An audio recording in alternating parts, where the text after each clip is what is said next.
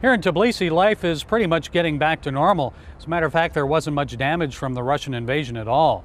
But not far from here, near the South Ossetian border, life will never be the same. Tears well in the eyes of Georgian women upon returning to their village. Like many houses in the area that was occupied by the Russian army, it's unclear if their homes were destroyed by the fighting or by marauders. Locals say Russian troops looked the other way, while Ossetian mobs destroyed their homes. We came back, and there is nothing here now. We can't even bring in the harvest. Even with European Union peacekeepers in the area, they say militia are firing into their territory and crossing the border to terrorize at night. Many Georgians are now coming back to their villages near the South Ossetian border, and it'll take quite a few years for them to rebuild. But some aren't coming back at all because there's nothing to come back to. This kindergarten in Gori is housing more than 100 displaced Georgians. Here, blankets serve as walls. This couple lived in South Ossetia for more than 40 years. Now this small space is their home. We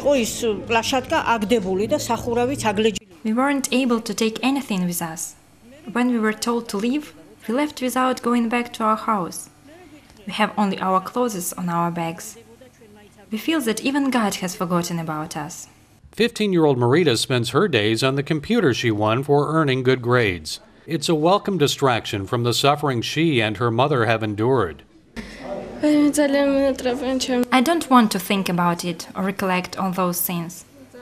I want to be back at my house with my friends, with my family. I want the same situation. We had everything. We didn't have to ask anyone for anything, and now we have to ask for everything. The Christian relief agency World Vision is helping the victims at this center.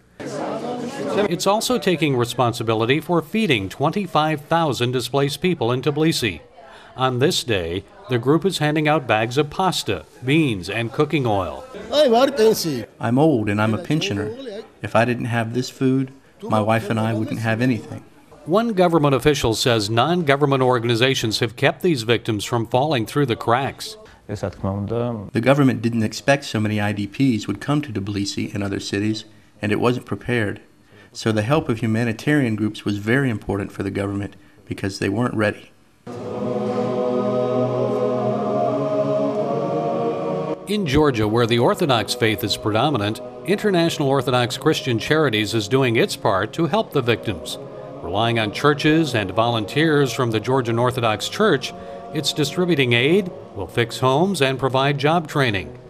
In the first days of the fighting, IOCC sent aid to churches in the war zone. So we really try to send them food, non-food items, or whatever the request would be coming from the local priests who never left the area, who are staying there with the population to support them. One Orthodox leader nearly paid for his dedication with his life. Bishop Isaiah of Nicosia was in this building when a Russian plane attacked. Just after the dinner, he and the monks were starting getting for the prayers in the monastery, and all of a sudden they heard the terrible voice, and the bomb hit directly the residence when he and other priests were staying, and although this residence was destroyed, nothing happened to any of them, and they all survived. And also the church also was not damaged. Miracles come in all shapes and sizes. This mother was pregnant with little Maria when she fled her village on foot. She was born just 3 weeks ago in the Bethel Center, a nursing home run by the Evangelical Baptist Church of Georgia.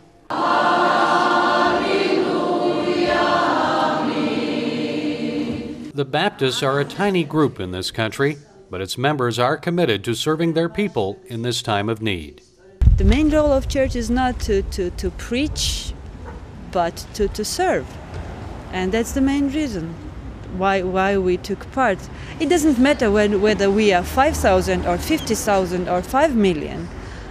You can help. Church is a prophet in the society. And prophet does not mean to say what's going to happen in the future, but to say what is right to do, to show what Christ would do.